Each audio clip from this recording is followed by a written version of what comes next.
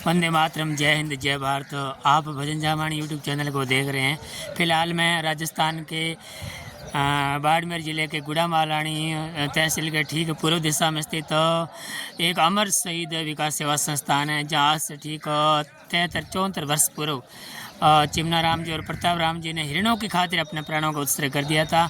आप जो नज़ारा देख रहे हैं बहुत ही शानदार। कुल मिलाकर के यहाँ बात हो रही जंगल में मंगल की। एक ऐसा समय था ठीक आज से 20-25-30 साल पूर्व की, यहाँ चलने को कहीं जगह तक नहीं थी। इतना मतलब एक जंगल की तरह यहाँ इलाका था और लोगों की मेहनत प्लस कुछ जन सेवकों की मेहनत, संत महात्माओं की मेहनत इस तरह से रंग लाई कि आज यहाँ जंगल में मंगल की तरह ये हालात है। और फिलहाल मैं राजस्थान सरकार की जो मुहिम है एक पेड़ या वृक्ष माँ के नाम, तो फिलहाल कुछ संत महात्माओं की उपस्थिति भी है कि सिर सांटे रोक रहे तो भी सस्तो न जान सस्तो जान। हमारे समक्ष संत महात्मा प्लस बहुत सी मान विभूतियाँ खड़ी है। मैं विष्णु समाज के जाने माने हिंदू समाज से ताल्लुक़ रखने वाले आचार्य परम पूजनीय परम श्रद्धेय संत डॉक्टर श्री गोवर्धन राम जी से निवेदन करना चाहूँगा कि ग्लोबल वार्मिंग की इस घड़ी में वृक्षारोपण की आखिर इतनी महती आवश्यकता क्यों है गुरुदेव? हाँ गुरु जी। सदगुरुदेव भगवान जाम्बू जी ने जिस समय पर्यावरण शब्द का पहला अक्षर भी कोई जानता नहीं था, उस समय सदगुरुदेव भगवान जाम्बू जी ने कहा, मोर धरती ध्यान वनस्पति मंदिर साहिब। धरती पे मेरा ध्यान है, वनस्पति में मेरा निवास है और ओजोन मंडल के रूप में स्वयं आच्छादित हो चुका हूँ प्रकृति के संरक्षण के लिए। जी सदगुरुदेव भगवान जाम्बू जी ने आज से लगभग 550 वर्ष पर पर्यावरण की महत्ता के ऊपर विशेष रूप से बल दिया और अपने आयु से कहा, वृक्षों में मेरा वास है। जी गुरुदेव।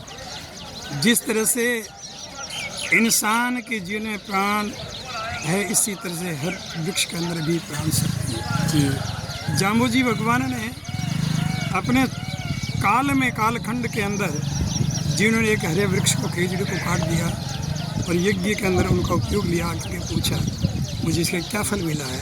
भगवान जाम्बू जी ने कहा, एक खेजड़ी का तैयार हुआ। अर्थात इंसान की हत्या के समान वृक्ष की हत्या को माना, क्योंकि वृक्ष हमें प्राणवायु देता है, हमें बहुत कुछ देता है। खेजड़ी का वृक्ष जो जड़ से लेकर तने पर्यंत सर्वगुण संपन्न है, उसकी पत्तियाँ, उसकी फलियाँ, उसकी शाखाएँ जहाँ जहाँ तक उससे छाया जाती है, पृथ्वी की उर्वरक शक्ति को बढ़ाने में अहम भूमिका अदा करती है।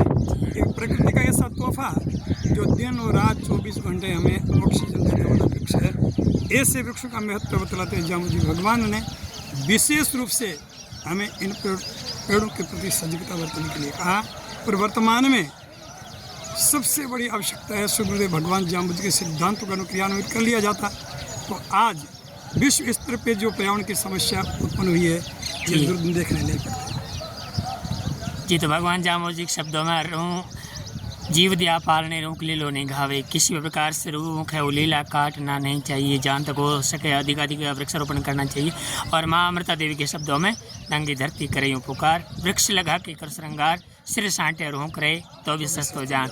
और सैम मृदुल नामक कवि की कविता के शब्दों में कि रूख लगाया राख्या कोनी, मीठा फल भी चाहिए कोनी, रूख लगाया राख्या कोनी, मीठा फल भी चाहिए कोनी, स्वार्थ रे हाथ कुल्हाड़ी काटन होया उतावड़ा, जद जद मगरास रूख कटिया आ मिनक पणारी जट कटकी, पहला मन में पड़ी दीवारा आ धरती मां टुकड़ा में बटकी, हेत हेत तो पेंदरो बदल गयो, खेत बदल गया बस्ती में, जटहा रूखड़ा पेड़ पौधा कलकार, जटहा रूखड़ा पेड़ पौधा वन जंगल बटे आज है कल कारखाना, अरे चिमनिया धुआं उगले अपने मस्ती में। तो आइए ज़्यादा से ज़्यादा वृक्षों को लगे। बोले श्री गुरुजम्बेश्वर भगवान की, अमर शहीद बारासन धाम की।